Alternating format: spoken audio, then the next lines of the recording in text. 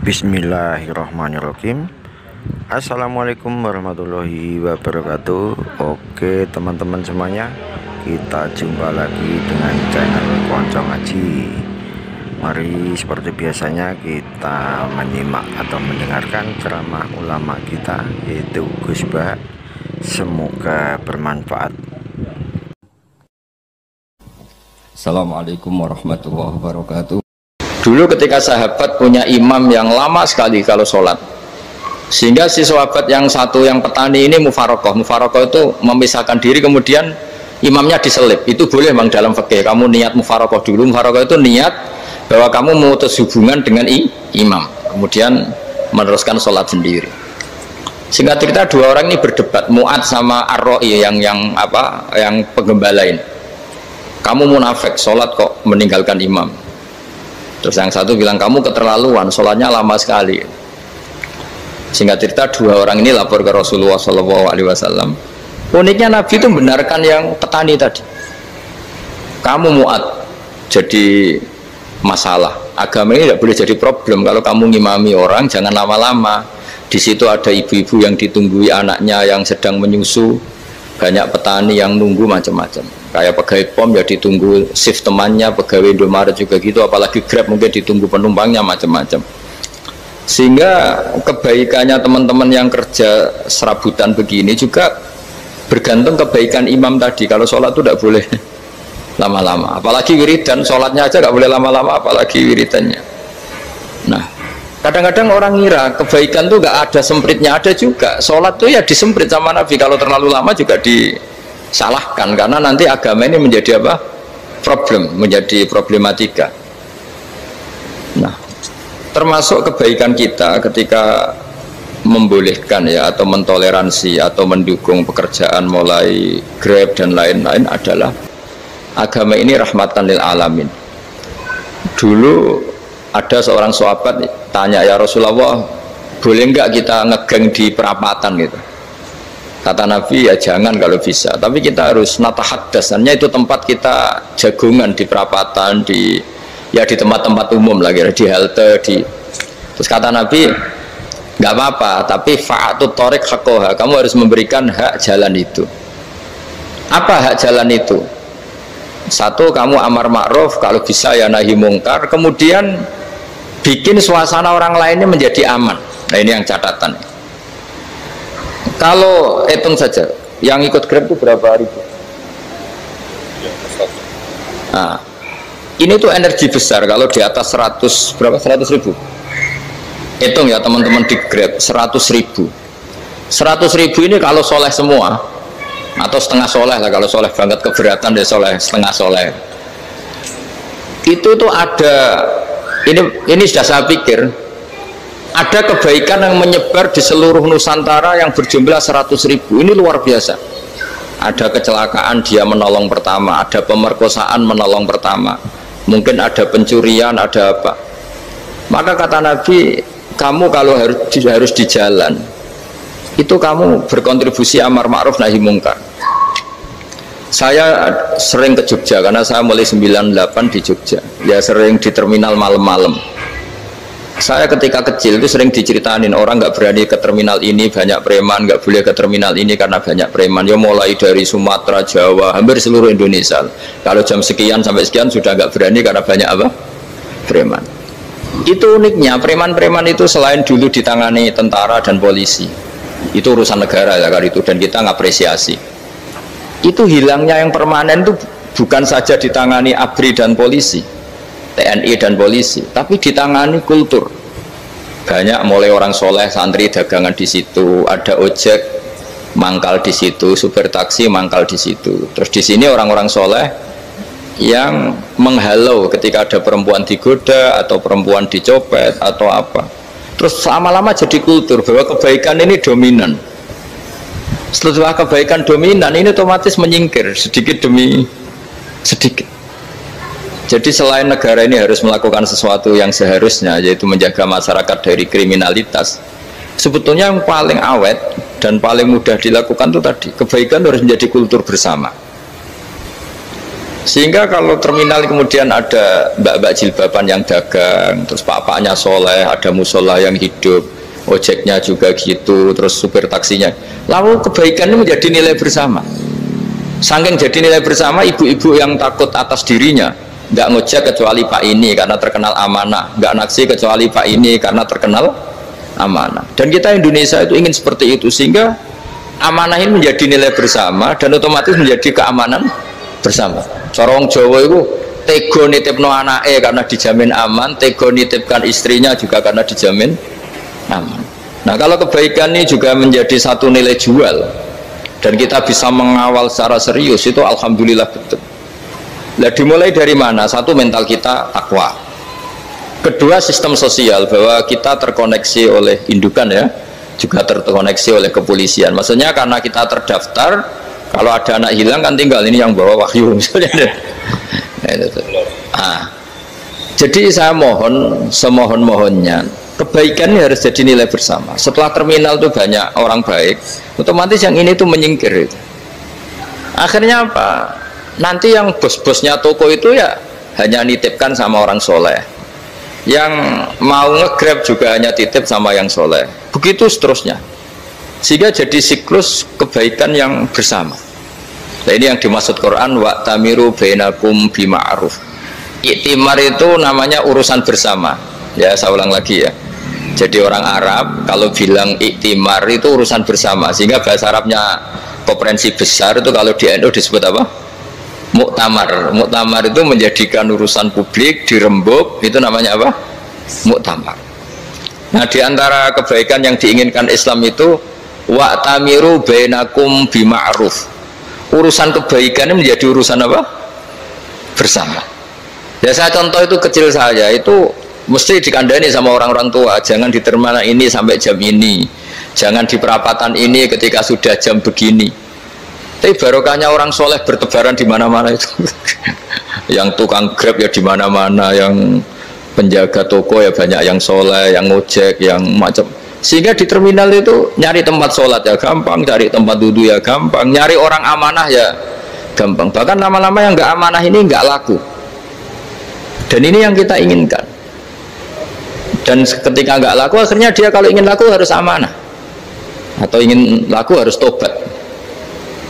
Nah, agama ini urusan bersama, sehingga Allah mengistilahkan wa'tamiru bainakum bima'ruf. Jadikan kebaikan ini urusan bersama. Sehingga karena ini urusan bersama, ketika kita jadi kiai juga harus, kalau misalnya tadi ada Gojek kok makmum, atau Grab kok makmum, atau supir bis kok makmum, kiainya harus cepat sholatnya.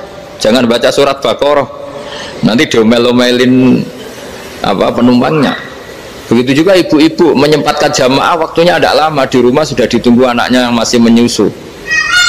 Makanya Nabi ngendikan idza amma ahadukum as-sholata falyukhaffif. Kalau kamu jadi imam, sholatnya harus relatif cepat.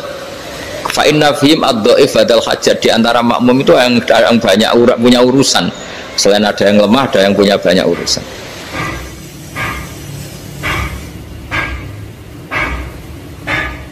Nah, terus ketiga, masalah kekayaan hati. Kekayaan hati ini penting sekali, karena rata-rata teman di Grab itu kan miskin lah. Tapi jangan miskin sampai miskin hati itu. Bahwa kamu nyari nafkah itu sudah ibadah, berkelana di bumi Allah juga ibadah, menyaksikan macam-macamnya orang itu juga ibadah. Bahkan menambah khazanah ilmu. Di antara warisan ilmu yang kita dapatkan dari Rasulullah SAW, misalnya kamu jalan-jalan, punya kaki dua, punya tangan dua. Gara-gara jalan-jalan sering ngerti orang yang buntung.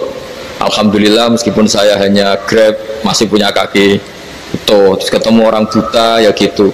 Alhamdulillah ladzi afani mimma btalaka bih. Alhamdulillah saya terselamatkan dari seperti itu. Sehingga melihat orang maksiat juga gitu. Saya meskipun gini terselamatkan dari jari tempat maksiat, dari, sehingga hidup itu tidak nelongso gitu. Ada nilai lebih yang kita punyai.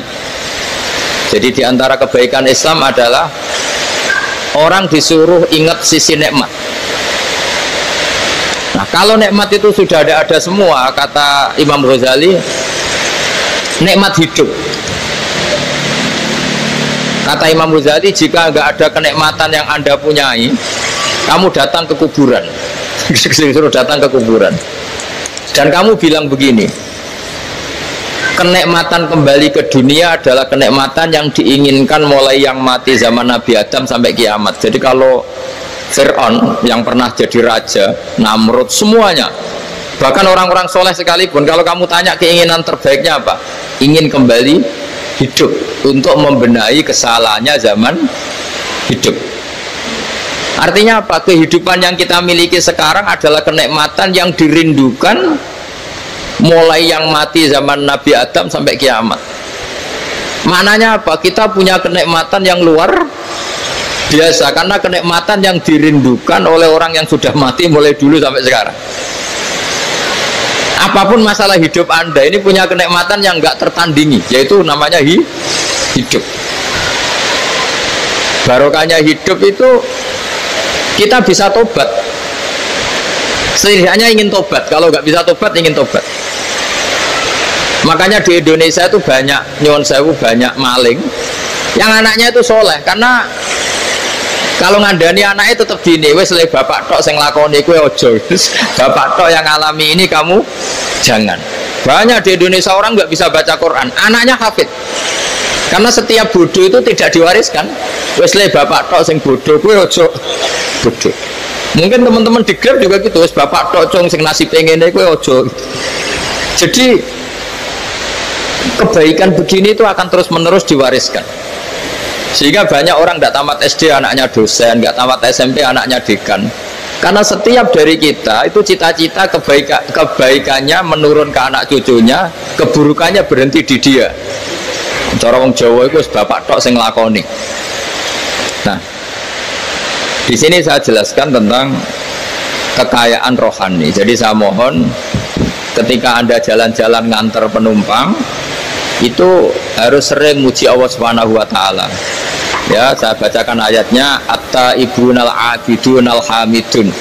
Orang baik itu yang tobat, yang ahli ibadah. Di antara definisinya itu as-saihun, yang sering jalan-jalan. Siaka itu jalan-jalan. Jadi orang paling bejo sak dunia itu sampai harus jalan-jalan ibadah dapat uang. Tapi syaratnya ibadah. Sekali tidak ibadah dapatnya masalah kan?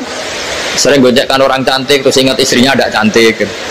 Sering gojekkan orang yang sopan, yang santun terus ingat andekan ini istri saya di rumah rewel gitu. Jadi kalau kamu tidak taat itu adanya penyesalan. Di lampu merah ada orang naik Ferrari, naik Alphard, sementara kamu di rumah hanya mobil butut, kadang malah tidak punya mobil. Jadi kekayaan rohani itu dimulai dari mana? Dimulai dari taat. Cara berpikir itu taat, bukan maksiat. Sekali Anda cara berpikir maksiat, maka adanya hanya penyesalan. Semakin pengalaman di luar, semakin penyesalan.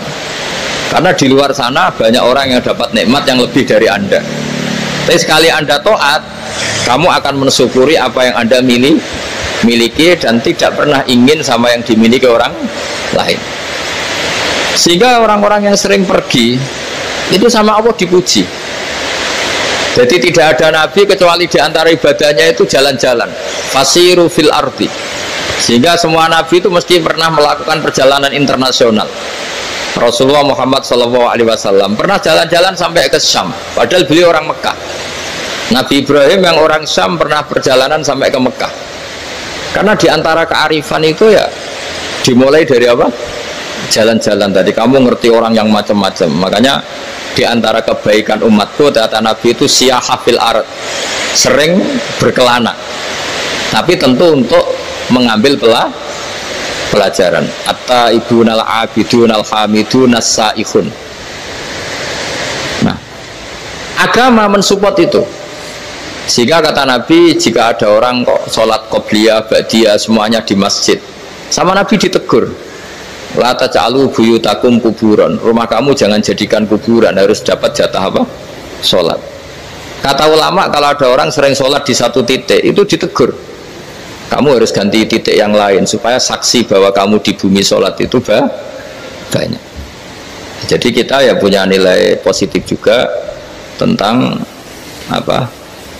Karena kita sering siyaha, kalau bahasa Arabnya itu sering keluyuran, saksi kita kebaikan juga banyak. Tapi pesan saya paling pokok tadi ya, jadikan komunitas kebaikan itu punya nilai jual. Syukur-syukur fid dunya hasanah wa fil akhirati hasanah. Ya kita bersyukurlah di Indonesia itu. Saya masih ingat kecil saya itu ya sekitar saya umur 15-14 tahun. Setiap mau pergi itu pesannya orang-orang yang sering pergi itu jangan masuk terminal jam ini di perapatan ini, karena yang namanya preman itu dulu dominan. Sekarang sampai jam 2 ada orang pakai jilbab, kadang ya orang pakai peci, yang nggak pakai peci pun ke musola sholat terus. Yes, pokoknya kebaikan itu jadi komunitas dan jadi nilai jual. Bahkan tadi misalnya ibu-ibu yang pergi malam itu kan mesti ada orang-orang yang jadi langganannya karena terkenal apa? Amanah. Yang dititipi anak juga pilih orang yang terkenal apa? Amanah. Nah, nilai amanah ini harus kita jaga terus supaya kamu ya bisa bekerja, orang lain juga nyaman karena amanah tadi, Allah juga senang karena amanah itu perintahnya Allah Subhanahu wa ta'ala. Dan Indonesia harus menuju ke sana. Pemimpin juga harus gitu. Pemimpin bawaannya amanah, bawaannya apa, yang memilih dia juga senang karena nggak malu lah. Tapi kalau kita milih ternyata kita pilih tahu-tahu ditangkap KPK kan ya malu gitu.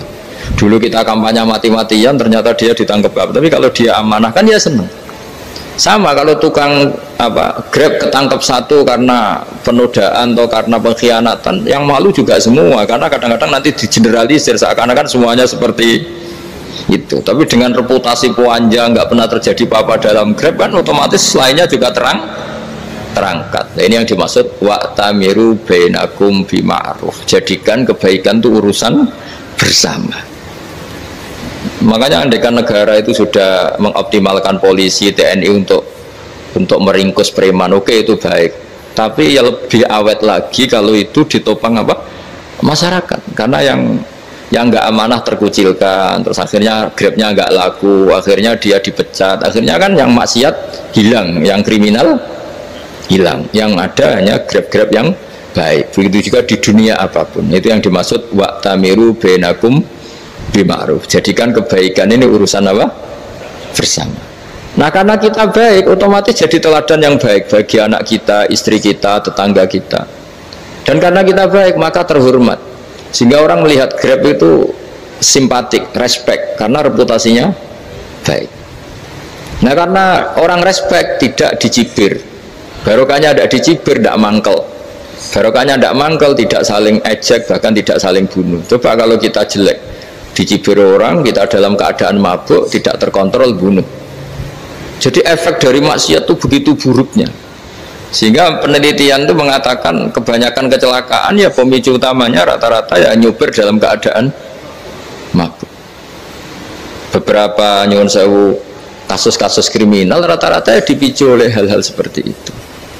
Makanya meskipun di luar saya tolong hindari narkoba, hindari hal-hal yang maksiat supaya pekerjaan Anda ini barokah.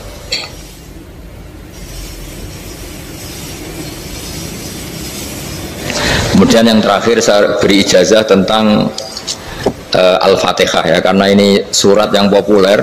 Kalau saya ijazahi Quran 30 juz pasti sampean nggak hafal. Atau ijazah surat Baqarah, kalau mau Baqarah mau. Ijazahi surat Baqarah mau 2 juz setengah. Mau Mas Asep? Ya Fatihah aja yang gampang ya. Nah, ya kulhu Fatihah ini paket ringan ini. Tapi pahalanya apa? Besar. Ini beda ya, artinya selama ini mungkin Anda baca tapi monoton ya. Tapi ini saya bacakan teks aslinya tentang istilahnya itu mazaya itu kelebihannya Fatihah. Saya baca Arabnya dulu, nanti ini terakhir ya, ijazah tadi kan saran-saran umum tentang sosial ya, pokoknya jadikan kebaikan itu punya nilai sosial yang baik lah. Jadi nanti orang yang nggak amanah nggak laku ya, calon bupati, gubernur, presiden yang nggak amanah juga nggak laku. Begitu juga kiai yang tidak amanah juga nggak laku, suami yang nggak amanah juga nggak laku, istri yang nggak amanah juga. Sehingga kebaikan ini jadi nilai sosial yang dalam tanda kutip sudah keniscayaan. Yang diinginkan Allah itu seperti itu, bukan kebaikan yang dipaksakan karena kekuatan negara. Maksudnya kalau bisa kebaikan itu tidak usah dipaksakan. Memang satu apa ya, sudah satu kebutuhan. Kayak cerita-cerita di negara maju itu, bahkan apapun jatuh itu nggak ada yang ngambil apa itu. Makanya gambarannya Mekah Medina kan gitu kan, barang jatuh nggak ada yang berani apa ngambil, itu saking sudah jadi sistem. Sehingga banyak negara di Eropa itu yang sampai nggak punya tentara, nggak punya polisi karena kebaikan sudah. Nah kita kan masih capek, polisinya aja capek, apalagi masyarakatnya, karena ya apa ya, kebaikan itu belum jadi nilai apa bersama. Nah kita selain ditopang negara, ada polisi, ada tentara, itu kita usahakan kebaikan itu jadi nilai apa bersama. Ya, tadi wa'tamiru bainakum bima'ruf. Dan kita punya reputasi yang bagus dalam bab ini. Saya masih ingat kecil saya itu yang jilbaban hanya keluarga kiai. Sekarang rata-rata masyarakat itu jilbaban. Dulu yang sekolah SMP, SMA itu jilbaban kadang dulu malah dilarang ya, harus sama seperti itu seragamnya. Sekarang sudah boleh dan nyaman. Lama-lama yang dapat simpatik ya yang pakai pakaian model tertutup seperti itu. Lama-lama gamane cara wong golek mantu ya golek yang seperti itu daripada yang blodor. Lama-lama jadi nilai bersama. Ya ingin saya seperti itulah. Di terminal juga sama. Orang mau makan cari warung yang kelihatan ada ayat kursinya, pakai jilbab, atau paling tidak dia nggak mungkin lah nyuguhkan yang tiren atau yang haram. Akan ada garansi sosial. Ada apa? Ada garansi apa? Sosial. Dengan penampilan yang soleh itu kan, masa iya nyuguhkan oplosan babi gitu misalnya itu. Jadi nilai sosial itu harus, ya tadi harus benar-benar jadi nilai. Sehingga negara biar gak capek-capek. Polisi juga gak capek kan, karena tugasnya corong Jawa mau ngawat-ngawati tok, tapi tidak perlu tegang karena kebaikan sudah jadi nilai apa bersama. Ya, ingat-ingat ya ayatnya tadi, wa'tamiru bainakum bima'ruf. Jadi kebaikan itu harus jadi nilai bersama. Iktimar itu menjadi urusan bersama. Makanya kalau kita rapat besar disebut apa? Muktamar. Muktamar itu urusan bersama. Ya tadi imamnya sholat juga menopang Gojek karena nggak lama-lama nopang Grab, nopang Kernet, nopang penjaga Indomaret, penjaga bensin, pom bensin. Nah dia hanya punya waktu 5 menit terus imamnya baca Baqarah kan. Iya imamnya mursyid, mungkin dia tambah lama tambah dapat aplaus dari muhibbinnya, tapi makmumnya dia tambah lama tambah dapat penghormatan dari pecintanya, tapi kitanya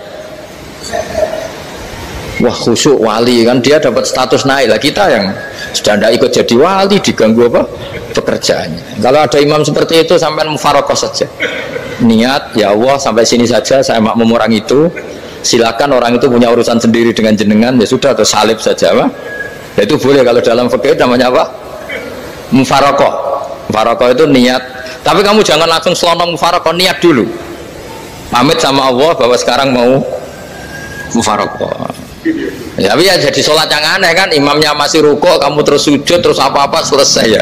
Mungkin dalam pandangan itu orang lain ini maksudnya makmum gimana ini kok begini. Tapi sudahlah, Allah Maha tahu. Nah, insya Allah dimaklumi. Ya saya baca tentang Fatihah ya, karena sampean pasti sering baca Fatihah.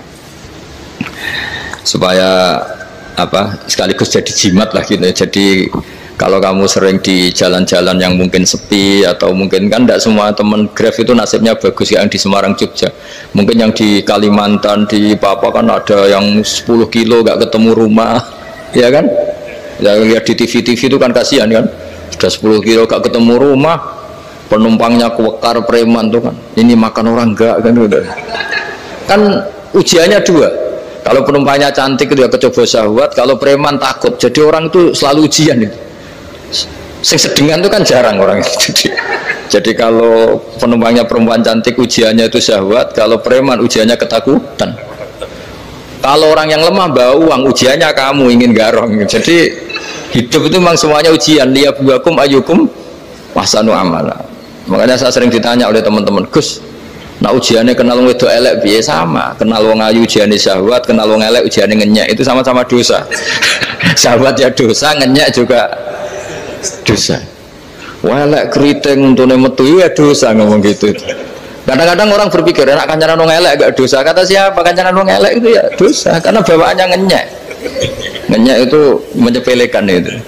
Makanya saya itu ya gak mau berteman sampean. Nanti kan bawaannya ngenyek atau seneng ya tidak tahu. Ya sudah, ada takdir saja, kalau ketemu ya tak ulang ngaji gitu.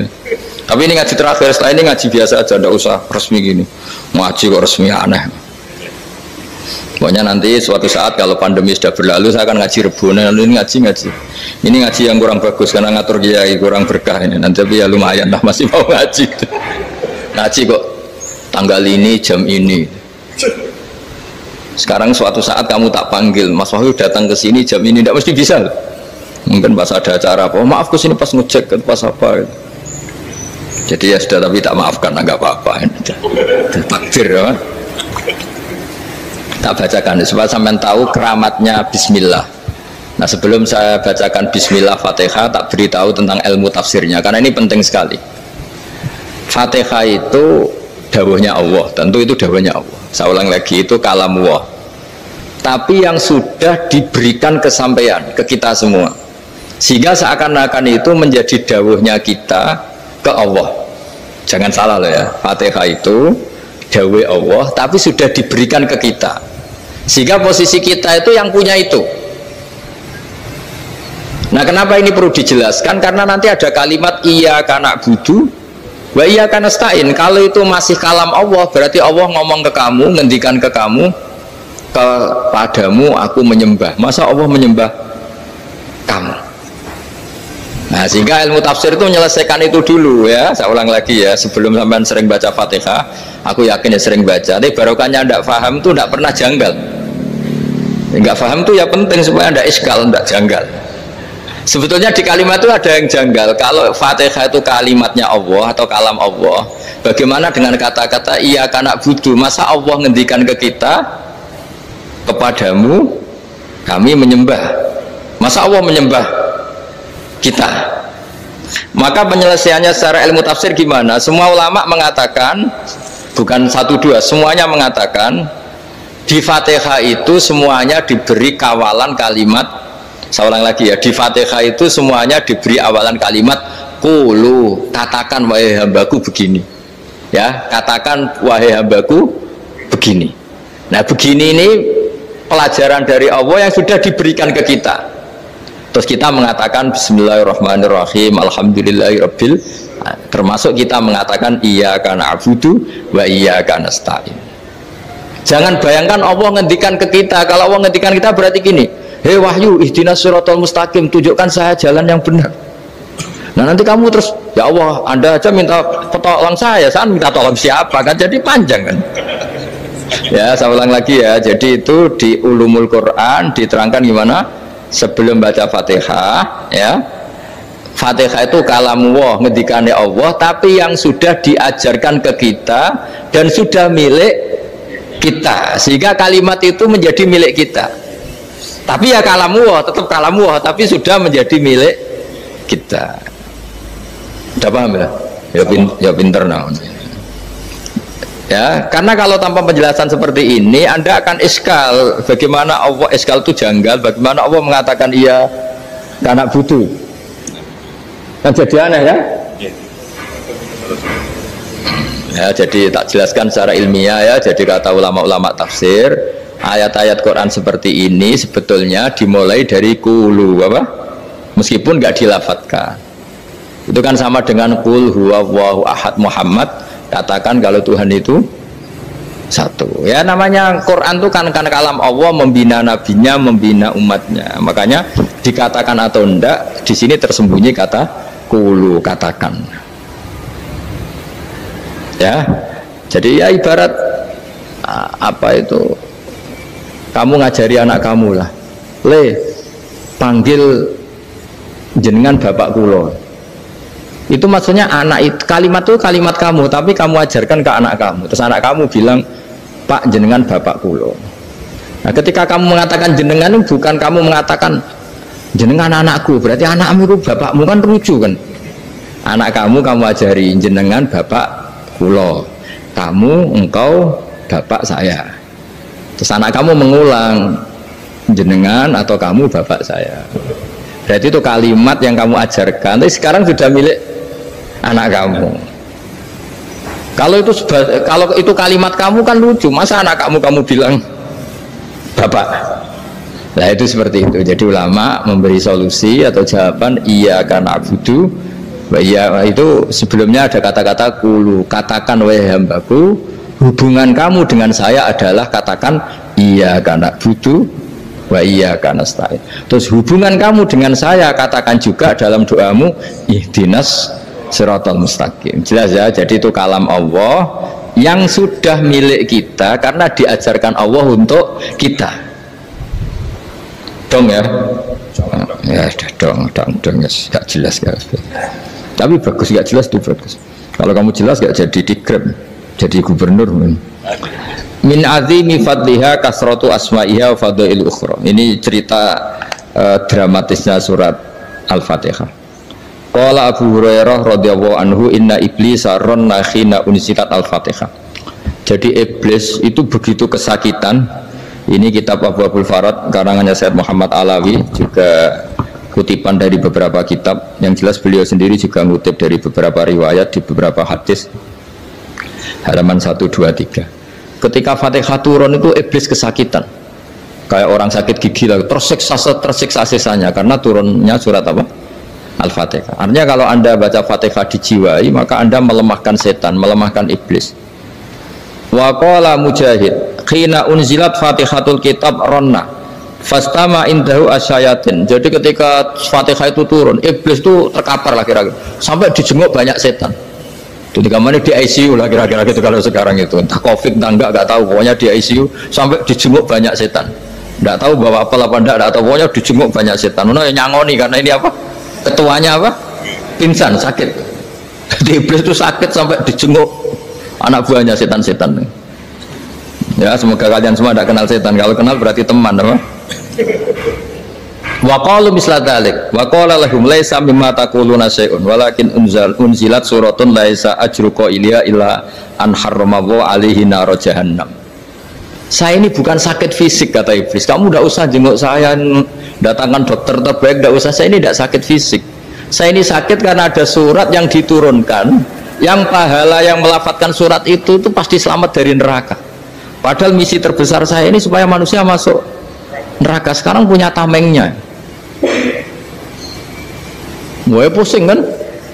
Ya seperti orang lah, goda sampeyan ternyata sampean setia, itu kan pusing. Nah ternyata tidak setia, itu yang akhirnya ribet kan itu. Jadi iblis itu cita-cita terbesarnya kan semua orang itu masuk neraka. Nah sekarang turun satu surat yang gara-gara surat itu siapapun yang baca dijamin selamat dari neraka. Jadi walakin unzilat suratun laisa ajru qailiha illa an harramallahu alaihi nar jahannam. Karena jadi dia shock lah itu. Kalau orang di Jawa itu bilang shock. Aduh sial nasib saya ini umat nggak bisa saya goda lagi karena punya tamengnya tadi punya. Qad tolakaidukum wa makrukum. Rekayasa kalian sekarang itu tidak ada gunanya semua. Nah, ini alhamdulillah di Indonesia kelihatan kan banyak yang miskin, banyak yang susah. Tapi selagi mereka masih sholat, itu keinginan mencari halal itu masih tinggi. Kayak apa kita di tengah kota, jauh dari anak istri, jauh dari tetangga. Biasanya kalau orang jauh dari anak istri, tetangga kan sakar PDW. Tapi yang soleh masih banyak, sudah jauh dari keluarga tetap lurus. Loh, kalau yang dekat lurus kan wajar, konangan wong akeh kan. Ini sudah jauh masih lurus. Nah ini nggak lepas dari barokahnya surat apa? Surat Fatihah tadi. Jadi karena ada surat yang menjamin pelafalnya atau qailiha terbebas dari api neraka. Wa qalat as-sayatinu lahu is ayyusa'in ta'muruna ya maulana.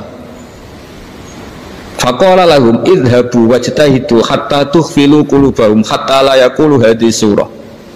Lalu kita gimana? Jari para setan begitu. Lalu kita gimana? Terus kata iblis, sudah bikin mereka lupa sehingga tidak baca lagi. Selagi masih baca kita pasti keok. Jadi kalau sampean sudah jarang baca Fatihah itu berarti sudah bagian dari kemenangan apa? Iblis. Jadi kalau sampean sudah jarang baca Fatihah itu berarti bagian dari kekalahan Anda, kemenangan iblis. Masih sering baca? Alhamdulillah. Berapa kali? Pertama kali sholat. Dan sama lagi? Ya, kalau ngajarin itu juga selain itu juga. Kok 5 kali tok itu? Berarti pas sholat fardu tok itu? Enggak 5 kali itu mendingan itu 17. Kamu itu ngitungnya jangan 5 ini. 5 waktu saja. 5 waktu itu berarti lumayan lah, berapa? 17 ya? Iya 17 ya? Ya 17, tapi kalau makmum tuh sering separuh kan, apalagi makmum terawih. Ya kan? Makmum terawih itu bacanya Fatihah ada yang sempurna enggak ya? Ya enggak lah. Baru alhamdulillahirabbil alamin mampu ruko ikut ruko ini gitu. Makmum kan yang terawih teman. Kalau terawih jarang sempurna ya. Fatihahnya itu. Kan imam sudah ruko. Kamu bacanya Fatihah sampai mana tuh? Baru setengah ya. Ya paling pas terawih aja kan enggak sempurna ya. Apalagi kalau imamnya sing kilat tuh waduh malah. Nah ketika Fatihah itu sebegitu keramatnya, sebegitu topnya, itu setan rapat, singkat cerita itu yang tadi dipimpin oleh iblis yang sedang terkapar apa? Terus tadi obatnya nggak ada, cuma dia shock karena ada surat yang turun yang melafatkan itu pasti selamat dari apa? Neraka. Nah ini gimana saran Anda? Terus sarannya adalah bikin orang-orang itu lupa, tidak baca Fatihah. Nah ini rapatnya iblis. Idhabu wajtahidu hatta tufilu qulubahum hatta la yaqulu hadis surah kala yuksiru qira'ataha wa la yakunu lahum ajrun wa thawabun bal yakunu lahum adzabun wa iqabun.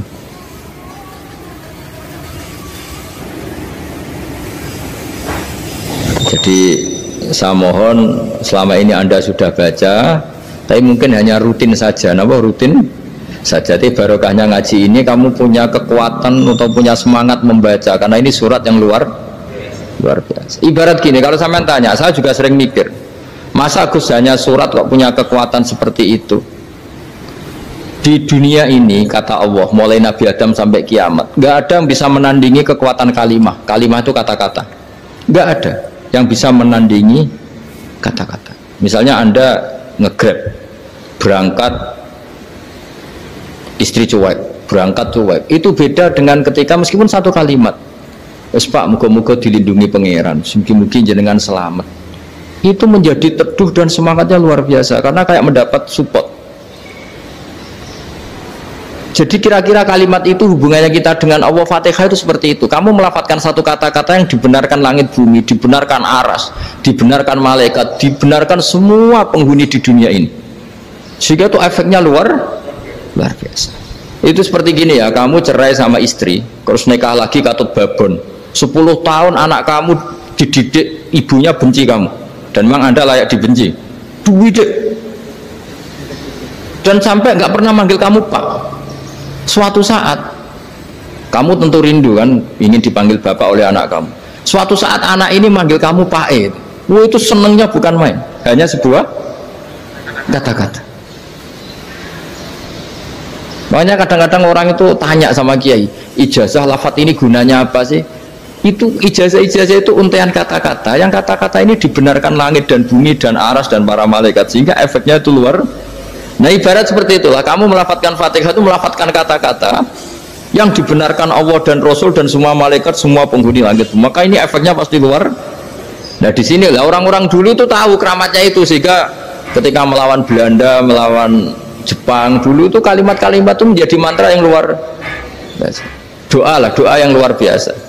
Tapi di era modern karena orang sudah tidak ngerti itu, dianggap itu mantra, jimat, khurafat, bid'ah, waduh ribet meneh malah.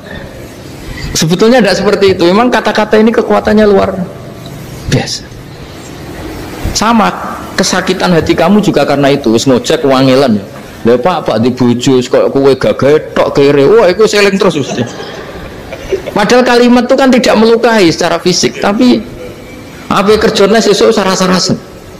Karena terus dengan pengadilan seperti itu kan, ngapain kerja demi perempuan yang seperti ini? Lagi-lagi kata-kata ini luar.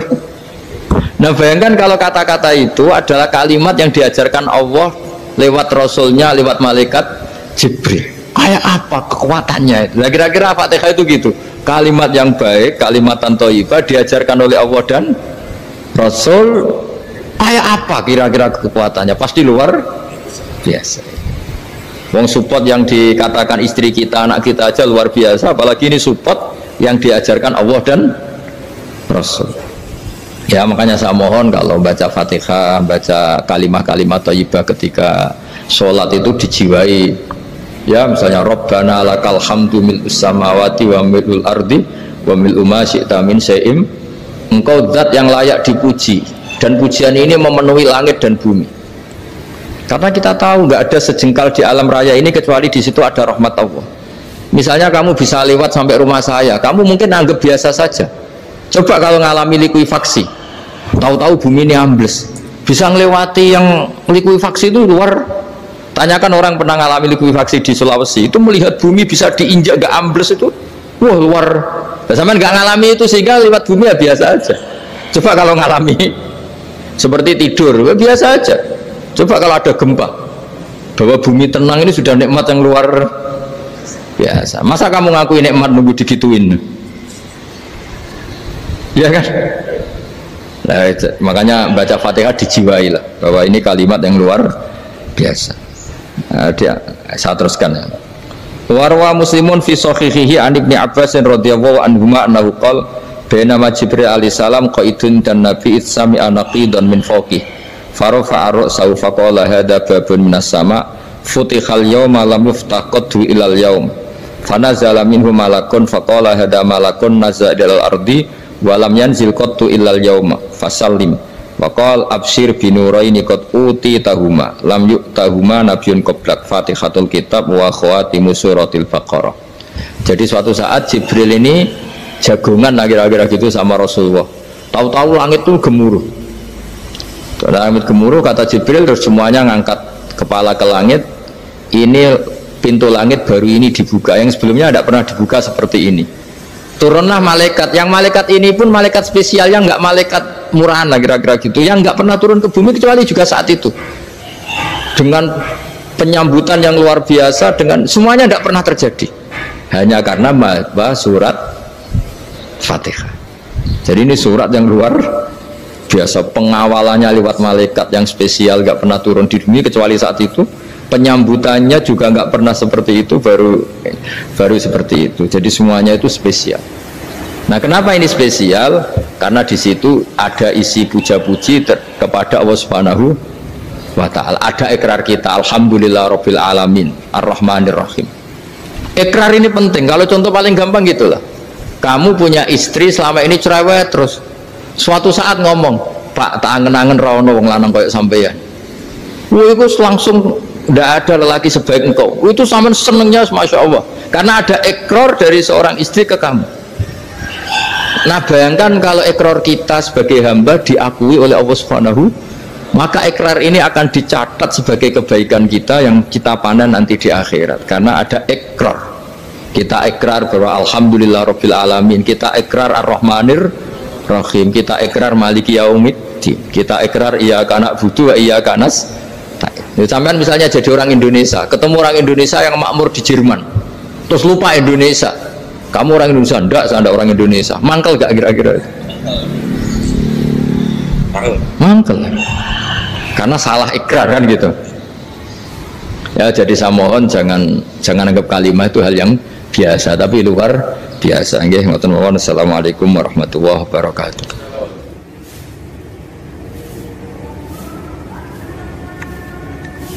Saya berkali-kali kampanye di mana-mana lah, kampanye dan menganjurkan.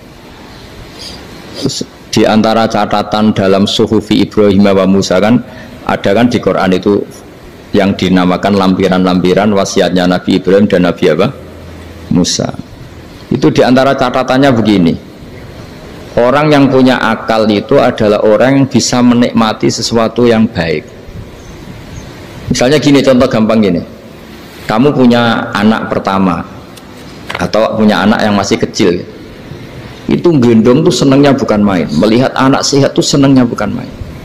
Mungkin saat itu banyak orang yang sedang maksiat dengan perempuan nakal atau dengan teman-teman nakalnya, yang nganggap seperti itu tidak nikmat.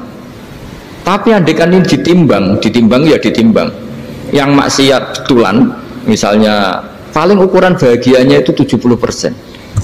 Tapi yang ini, yang nimang anak baru lahir atau masih kecil, corong Jawa ngeloni anak, bisa saja bahagianya itu sampai 100%. Artinya Selama ini kesalahan kita adalah nganggep maksiat itu pasti menyenangkan dan taat itu tidak menyenangkan. Makanya saya berkali-kali fatwa, untuk melawan kenikmatan maksiat orang harus terbiasa menikmati taat, menikmati kebaikan. Jangan kira kita nimang istri nikmat, nimang anak nikmat, ketemu teman yang lama tidak ketemu juga nikmat. Artinya kita akan melewati berjam-jam untuk jagungan sama teman, sama anak, sama istri. Dan itu harus kamu nikmati supaya mengganti tidak berkebutuhan nikmat yang lewat jalur maksiat. Jadi saya mohon sarana-sarana yang menyenangkan itu, yang taat itu kita maksimalkan. Makanya bapak saya tuh sering pesen, kowe nak ngaji sing guyon, sing seneng. Nanti wong maksiat tuh karena cari kesenangan. Coba kalau kesenangan itu sudah didapatkan saat taat, maka tidak butuh lagi kesenangan yang berbentuk maksiat. Makanya orang-orang wali dulu kalau sudah sholat itu gak bisa berhenti karena merasa nikmat. Makanya Nabi pernah ngendikan wa qurratu aini fi sholat, nyaman saya itu kalau sedang sholat. Itu tadi, bayangkan kalau besok itu pasti mati. Makanya latihannya harus gitu, bayangkan besok itu pasti mati. Berarti itu hari terakhir kamu. Ya, hari dengan merasa hari terakhir itu kalau kamu maksiat kan malu, waduh mati pas. Makanya sholli sholata muwaddi'in, kamu sholat seakan-akan itu sholat terakhir. Dan bayangkan akhirat tuh wa'mal li akhiratika ka'annaka tamutuhu, dan bayangkan akhirat tuh besok kamu mati. Sehingga ketemu istri ya seneng karena ini pertemuan terakhir, ketemu anak ya seneng ini pertemuan terakhir, sholat juga tenanan karena ini sholat terakhir. Sehingga kalau mau maksiat tuh takut, jangan-jangan ini kehidupan saya terakhir kok tak pakai seperti ini. Nah, jadi di antara resepnya itu apa tadi? Nganggep ibadah itu menyenangkan, nah, gitu. Terus pinter.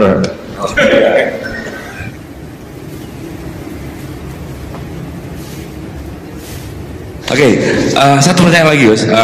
Ini ada pertanyaan dari teman-teman mitra driver Grab. Saat mengantarkan barang, tiba-tiba azan waktu sholat, ya, Gus. Lalu kita sebagai driver harus sholat dulu atau menyelesaikan orderan dulu, karena itu juga amanah kan orderannya itu. Mungkin nganter barang atau mungkin nganterin penumpang. Mengingat barang tersebut sudah ditunggu pemiliknya dan penumpang tersebut juga sudah ada janji yang lain, pokoknya gitu. Nyuwun pencerahannya, Gus, gitu. Begini ya, ini kan fikih sosial ya. Saya jawab, ini memang harus pakai fikih, nggak pakai rasa. Saya ulang lagi, pakai fikih, nggak pakai rasa. Waktu sholat itu kan banyak ya, diantaranya maghrib dan isya, duhur dan asar, terus subuh sendiri. Ya, ben zaman belajar fikih, orang belajar tasawuf ya. Nah, kalau subuh itu tidak ada toleransinya kalau waktunya sudah tinggal 10 menit karena tidak ada jamak. Ya, tidak ada apa? Jamak. Sehingga misalnya kalau kamu ngojek waktu tinggal 10 menit ya harus sholat. Tapi kalau sekedar dengar azan ya, ini penanyanya kayaknya itu teman kamu, jadi fikihnya kayak kamu, nggak jelas. Azan itu kan bukan akhir waktu sholat. Azan itu bukan akhir waktu sholat, tapi awal sholat. Itu tidak harus supir Grab, tidak harus supir Gojek. Meskipun kamu makan ada azan ya teruskan saja, kan tidak akhir waktu sholat. Anda menerima tamu, gendong anak, atau sedang nyupir, atau sedang bercengkrama sama teman. Kalau ada azan ya nggak apa-apa, misalnya diteruskan. Kan bukan akhir waktu sholat. Yang benar-benar ditinggalkan itu kalau waktu sholat misalnya tinggal 7 menit atau tinggal 8 menit. Waktu yang mau tidak mau kamu harus tasarrufkan, kamu peruntukkan injury time ya, nah, injury time. Nah, gitu aja kok nggak tahu ya. Nah, lalu misalnya, kalau pertanyaan tadi mestinya kelasnya itu kelas afdoliyah. Utamanya gimana? Kalau wajibnya belum ada karena kan waktunya masih panjang. Jadi pertanyaannya bukan wajibnya tapi sebaiknya, karena ini semuanya belum mendesak kan. Andai kan kamu teruskan nganter barang kan tidak ada jaminan waktunya habis. Padahal kalau kamu memaksa sholat, mungkin citra kamu sebagai supir Grab tidak baik karena dianggap mengabaikan konsumen. Nah, terus kedua menyangkut jarak. Oke, seperti itu. Nah, sekarang kalau pertanyaannya dibalik, makanya yang dibalik ini agak ribet. Waktu sholat tinggal 8 menit. Ada konsumen yang minta diantarkan saat itu dan acaranya ke mall happy-happy, maka fatwa kita sebagai ahli fikih, ya tantang saja, saya mau sholat dulu, kalau nggak sabar ya silakan cari yang lain kalau acaranya ke mall.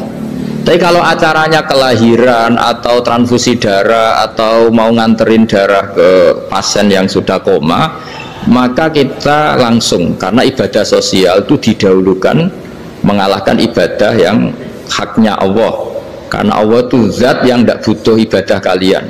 Tapi kalau pasien ini kalau nggak nang kesampaian darahnya mati misalnya, jadi kamarnya Allah lebih apian lah gitu. Makanya masyhur kalau dalam fikih hak Allah sama hak adami ini dimenangkan hak adami, tapi bukan karena Allah kita kalahkan.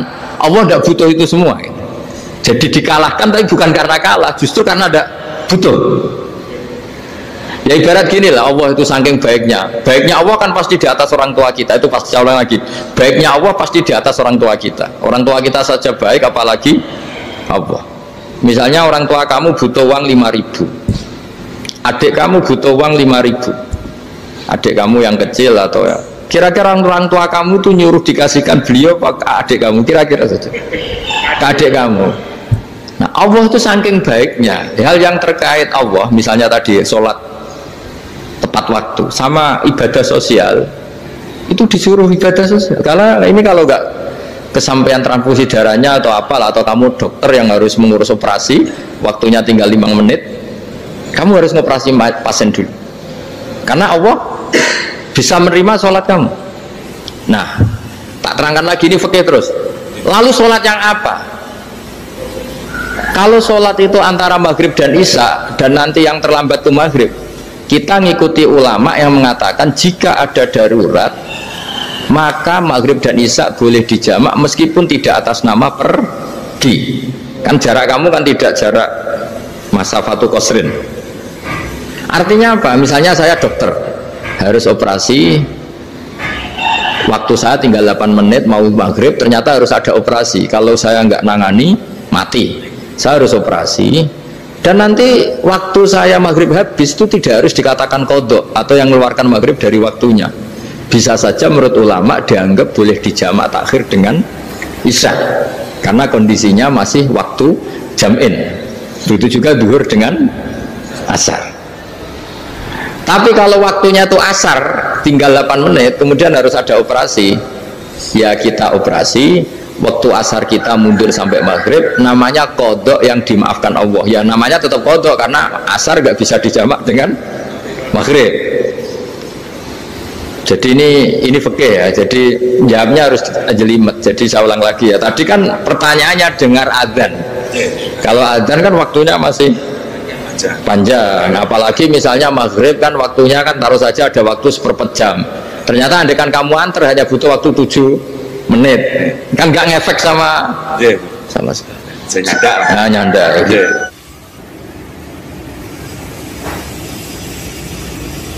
Kalau ada driver dapat orderan food, nganterin makanan, tapi makanannya non halal, itu pakai pripun. Nah makanya itu tadi, kamu tahu betul kalau itu non halal loh. Kalau itu sudah tahu pasti non halal. Nah, ya, daging Tyrannosaurus nonton mungkin. Ya, makanya tadi itu memang PR kita di semua profesi. Saya ulang lagi, itu PR kita di semua profesi. Jadi ya itu makanya pentingnya istighfar tuh di situ tuh sudah kita sebagai ulama menghalalkan tidak mungkin, mengharamkan kamu juga demo, ini pekerjaan Gus. Tapi yang jelas itu tidak bisa dihindari. Ya sama lah seperti orang di bis itu. Kadang-kadang kan didoain, semoga semua penumpang hasil ke tempat masing-masing, dan kalau ada cobat berarti kan doain cobat juga hasil tujuannya. Jadi di semua profesi itu resikonya. Makanya tadi saya bicara tentang fikih. Kaidah umumnya menolong maksiat itu ya bagian dari maksiat, menolong taat itu bagian dari taat. Mau tidak mau harus ada hukumnya. Setidaknya barokahnya tahu hukum. Kalau kita salah belum istighfar gitu, sudah salah nggak merasa salah gitu. Jadi barokahnya tahu hukum itu paling tidak kan kita ya istighfar lah. Kan ya tadi seperti paket misalnya, kan ada saja orang paket yang jelas-jelas barangnya itu haram, tapi atas nama profesionalitas kan mungkin tetap dikirimkan. Tapi barokah yang ngerti hukum dia istighfar. Nah, tapi karena kalau kita menyarankan sudah ada usah pekerjaan yang lain banyak nanti kan rai-rai potongan tawakal dikandani ngono kan ya repot deh. Nah kalau kita kiai guys gak apa-apa terus pangeran sugih. Menurut sampean harusnya terus nuntut Gus saya karena fatwa jenengan saya sekarang miskin ini gimana pertanggungjawabannya ya ribet kan. Tapi saya ulang lagi itu seninya ngelola kehidupan semuanya seperti itu. Jadi makanya kita nggak pernah berhenti berdoa Robbana dzolamna anfusana, karena dalam sisi semua hidup kita pasti ada unsur nggak benernya gitu. Ya saya ulang lagi, pokoknya kaidah umumnya itu menolong taat itu ya ikut bagian dari taat, menolong maksiat ya bagian dari maksiat. Tapi ya tadi ya kita harus istighfar kan, cuma tadi yang jelas-jelas maksiat dan kita tidak tajassus. Saya ulang lagi, tidak tajassus itu neliti wong nanti jelimet. Jadi misalnya ada perempuan mau ngojek ke sini ya jangan terus aja, jangan tanya detail itu apanya mbak, hubungannya dengan kamu apanya. Wah ya ribet kalau jadi kepo. Nah, niki kula warai nggih. Soale sampean kudu matur nuwun. Wis kepeksa matur nuwun mbek kula. Kula ya matur nuwun mbek guru-guru kula. Mergo malam yaskurin nas lam yaskurillah. Tak warai ilmu logikane Quran. Quran niku logikane benten. Sampeyan saya kita bedheki. Wong iku nyulayani janji, wong soleh nyulayani janji. Iku mergo nyulayani janji apa mergo ra iso? Enggak sampean jawab. Apa umat ra soleh? Misalnya kalau diutang ambek Ruhin 10 juta. Terus Hen aku sesuk nyaur kowe, sesuk dina Selasa. Ketika aku ora nyaur mergo aku solehku ra sido. Pertama diniat apik, soleh ra sido, mung ati molak malik. Apa yo niat nyaur tapi ra kasil, mergo ra kasil di dhuwit. Apa sing salah Ruhin? Lha petak sahur wong ora ono. Saya aku takok. Yus pokoknya apapun manusia iku dhaif, kadang duwe karep ora kesampaian. Nak ngono wong mesti bodoni, soleh lagi bodoni. Cuma kadang ora disalahno pangeran, mergo kondisi napa? Kondisi. Nah, sebab itu ilmune pangeran kadang unik. Allah itu ora nyulayani janji. Mergane apa? Mergo Allah itu Al-Khaliq, zat sing nyiptakno. Tak warai ilmune Quran. Jadi ilmune Quran kadang menculak. Kenapa Allah itu gak iso nyulayani janji? Tidak mungkin. Mergo Allah itu Al-Khaliq yang menciptakan. Logikanya gini. Misalnya saya berjanji, saya akan memecahkan gelas ini. Wes, mau pertunjukan, mau memecahkan gelas ini. Harusnya kan gampang, gelas itu sesuatu yang mudah pecah. Apalagi saya membawa palu, mudah sekali memecahkan gelas dengan palu. Waya petak pecahno jebule aku setruk. Utawa gelas itu colong wong sik. Utawa ujug-ujug ono uteng bliung. Sing tukang sulape tiba gelasé mirip. Soale walhasil. Jadi artinya gini. Kuncinya Allah itu dijaya, ra nyulayani janji. Mergo Allah sing iso ngatur. Lah nek manusa niat apik wae kadang ra iso apik, wong ra iso ngatur. Nah. Lah itu logikane Quran iku ngoten. Dadi nek cara Quran ditakoki, kene Allah kok pirsa? Ya mergo sing gawe. Nek manusa gak cara rohen tak takoki, "Hen kowe kok ora nak kitab rupane putih?" Lah kula ndek mripat. Manusa iku goblok. Justru ndek mripat ku mari ra ro nek cara Quran. Tak warai utek bulet ya, tapi iki bulet cerdas ya. Kowe nganti ra roh mergo nganggo mripat. Nek kula bedheki malih ya. Nah iki misale, kalep jam iki rupane apa? Hen jawab, tengkri kowe. Ireng kok jero. Ya ora, ireng. Mergo apa? Mergo roh. Probleme roh iku nak ndekne wis ado utawa trahum, iku terus gak roh. Nak cara Quran gak, sing mari roh iku sing gawe. Sing mari roh iku mulane ning Quran ana ayat ala ya'lamu man khalaqa. Ala ya'lamu ana ta ora roh sapa man wong khalaqa kang gawe sapa man. Angger wong sing gawe ya mesti roh. Misalnya gini. Saya ini desainer atau insinyur atau tukang batu sing gawe Monas. Terus ning jero Monas iku jerone tak kei emas 1 kilo. Bariku tak lepo tak tutup meneh. Terus aku saiki wis ning Jogja ning biduan ditakoki. Gus ning jero menara ning gone Monas ana apa? Kono emas 1 kilo ning kedalaman sekian meter sekian senti. Lah kok roh Gus kowe mudhun. Lah sing gawe aku. Dadi sing mari roh iku gawe, mulane Allah ngesnato ngerti mbek gawe ala ya'lamu man khalaqa. Ana toh ora roh sapa sing gawe sing gawe. Wis ora ning kono lah yo jek roh sing gawe. Lah nek ora manggo mripat ngger ketutupan Utawa kowe saiki roh tapi kowe ra sing gawe, tak akali. Misale rohen saiki roh. Nak ning jero kitab kuwi ana kertas, terus rohen muni roh. Roh wis mesti ning jero Gus Ba kitab ana kertase. Undine ra sing ngatur, kertas iku tak jupuk, tak bedheki. Ana kertas kan ana goblok tak jupuk iku. Lah masalahe Allah ora bakal kebodhon ngene iku dekne sing gawe sing nentokno wong liya ora iso nguasai Allah. Dadi sekali ngendikan iku mesti sesuai ngendikane. Lah nek wong janji wae ora mesti kesampaian. Mergo pas sampai nepati janji, pas ada kondisi yang tidak memungkinkan. Makanya ini penting latihan logika Quran. Kowe aja kesuwen dadi wong bodho dadi roh mergo apa? Mergo mripat iku amatir gitu. Sajane roh iku mergo sing enggak. Jadi mulane Quran ngestatno ilmu mek khalqu ala ya alamu man khalaqa. Ana ta ora ngerti sapa man wong khalaqa kang gawe sapa man. Dadi sing marai ngerti iku sing gak. Ya dadi mulane ana anekdot iku ya ora tenan tapi iki tamparan bagi kita semua. Dono profesor terkenal cerdas. Wis apa iso. Ditonggo iku ora profesor. Kepen ngalahno profesor. Takok yo apa kok iso. Akhire bal iku diceluk. Ya bal bola itu diceluk. Terus dipemi. Bareng dipeme mesti sing garing kan sing dhuwur sik. Terus diwalik.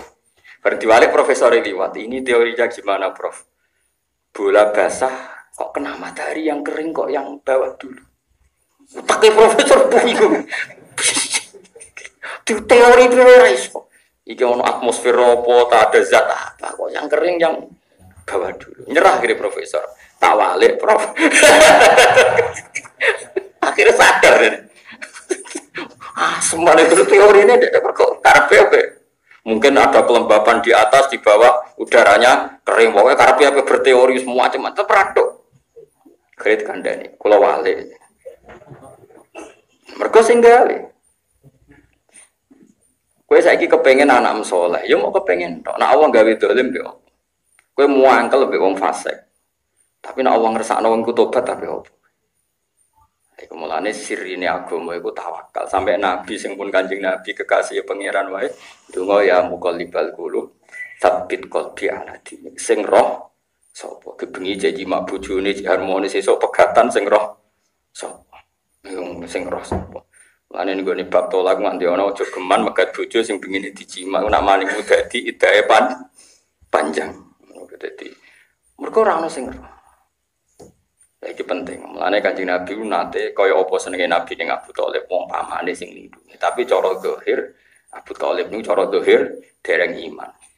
Kaya apa gedinge Nabi mek Wahsy. Mergo sing mateni ahabban nas ila Rasulillah. Sing mateni Sayyid sinten Hamzah. Kaya apa? Tapi malah Allah ngekei hidayat sinten Wahsy. Mulane ana ayat laisa laka minal amri syai'un aw yatuba alaihi. Ora urusan soal hidayat iku urusan. Ane wong kaya apa saleh tetep kon donga ihdinas siratal mustaqim. Terus kon donga ya muqallibal qulub tsabbit qalbi napa ala dini. Kowe oleh gedeng wong munafik. Manjen munafik bulet tenan. Tapi pangeran dawuhe ngeten. Liyas alas sadiqina an sidqihim wa yu'adzibal munafiqina. Iku ayat insya aw yatuba. Kaya apa Allah gedenge mbek wong munafik. Tapi Allah jek ngendikan iso wae aku nyiso munafik. Insya anak pas aku karep. Tapi iso wae aw yatuba. Mulane kabeh wong alim mesti ngepeh. Kon gedeng wong nemen-nemen ra iso. Angger gedeng wong nemen-nemen ra pati ngalim. Mergo ora ana ayat sosial sing Allah gak ngeper mesti ngeper. Ayo wa yu'adzibal munafiqina in sa'a au yatub. Ketika soal wong munafik sing mbok gedhingi mesti disiksa Allah. Jare sapa ya insaan Allah ngersakno, tapi soal sing dikersakno to. Ini penting kula aturno. Jadi nah kenapa Allah bisa gitu? Karena Dia yang menciptakan. Sementara kita menuruti gedeng sing iso ngatur dunya sapa? Nah, terus wong alim-alim gak disikap jelas. Malah dinyak wong Islam anyaran. Gak tegas. Gimana ini? Masalah sosial gak tegas. Kon tegas piye ngene ngajine khatam kira khatam. Dalam banyak hal kita tidak mungkin tegas karena masalah-masalah hati itu piye oleh menegas. Kowe saiki seneng aku, ada sesuk iso wae ora. Sampeyan seneng meneh ora meneh kumat-kumatan. Bengi istighfar nangis, bar isuke wis jelalatan meneh. Bar delok wong wedok wayu istighfar nangis. Lho, bar wiridan malah mlete. Lainnya dari Imam Ghazali wonten cerita kan. Beliau termasuk perawi riwayat innalil ilmi tuhyanan katuhyanil ma. Terus beliau mengkiaskan innalil ibadati ya tuhyanan katuhyanil ma. Kue jajal lah wis. Kue tahajud terus nganti 2 minggu. Poso terus nganti 2 minggu. Sawangane ngongkon wong terus berhak. Mergo kowe iku saleh kono ora saleh. Tapi kadang ana wong ra saleh, iku malah senengane ngitmai wong saleh mergo ngrasa nakal dadi kepengin ngitmai wong saleh. Tapi kena ngrasa saleh kok berhak ngongkon wong liya. Lho jare ibadah mergo pangeran masa iki mbok melete-meletenan anggere wong didang ditingi kok. Kongkon. Jadi makanya ibadah itu punya tuhyanan, punya keangkuhan sendiri. Ilmu juga begitu, punya keangkuhan. Misalnya kalau ngeten kula jajian mbek Ruhin, kula kecelok wong alim gurune. Nak Ruhin nyulayani aku ra anggere wong nyalano, bocah dikongkon guru kok. Tapi nak kula nyulayani Ruhin, sepurane kan ras itu, mboten napa-napa. Artinya kealiman saya ini mengesahkan aku nyulayani. Janji long kelakuan kok ngono. Nah, innalil ilmi tuhyanan katuhyanil mal. Ilmu itu punya keangkuhan, punya kelacutan, koyo lacute wong sing duwe duwe. Nah, itu tuh mulane wong alim-alim terus tertutup, jarang ngongkon santrine. Kula ambek alumni ora tau ngatur-ngatur. Mergo kuwatir tuhyan. Kok nak ngatur wong ora nuruti terus tersinggung. Tapi nek dekne diaturi ra sida mok sepurane jeng yo ra sida aku lara beres. Ini kan keangkuhan. Ibadah ya sama. Jajal kowe nak ra khutbah kan biasa tuh. Jajal kowe sing khotib. Gak ngregani wong ana khutbah tuh. Lah wingi kowe pas posisi mustama ya kok tuh kelakuan kok ngono. Nah, makanya apa innalil mali tuhyanan katuhyanil mal. Innalil ilmi tuhyanan katuhyanil. Mulane terus Allah supaya kawulane sing saleh-saleh ora sombong diajak, termasuk diajak sak Rasulullah mawon gak dikai otoritas memberi napa hidayah. Mau nunjukno. Nah, iku ana wong disayang Nabi cara zahir Abu Thalib niku mboten mukmin. Meskipun kita sebagai orang yang mahabbah keluarga Rasulullah, kita darani Abu Thalib ku mata alal iman. Cuma cara hukum zahir dihukumi tidak napa mukmin, tapi hukum hakikat hukumnya mukmin karena dia tasdik, cuma tidak melafatkan. Padahal iman itu mujarradul tasdik. Kalau baleni malih masalah Abu Thalib bin sampean gak salah paham. Abu Thalib itu kan pernah bersyair begini, walaqad alim tu bi anna dina Muhammadin min khairil adiyan. Saat terusnya terus laulal madammatu au laulal malamatu au madammatu Quraisyin. Andai kan saya tidak takut dikritik orang Quraisy, tentu saya akan ikrar karena Muhammad itu Rasulullah. Terus ulama khilaf, apakah iman itu wajib melafatkan 2 syahadat? Apa 2 syahadat ini hanya untuk al-ijra' lil ahkam ad-dunya? Iya. Kalau iman mujarradut tasdik, orang nggak melafatkan syahadat pun kalau hatinya tasdik ya jenenge iman. Cuma karena dia nggak melafatkan syahadat secara zahir kita perlakukan sebagai orang kafir. Artinya kalau mati ya dikubur di makamnya non-muslim. Paham ya? Jadi pelafatan syahadat itu hanya untuk menjalankan hukum dunia.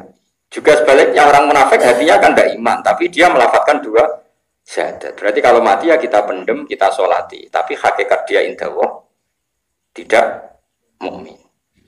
Nah, ini sudah masalah-masalah butuh detail ya. Tapi saya baca di kitab-kitab memang seperti itu.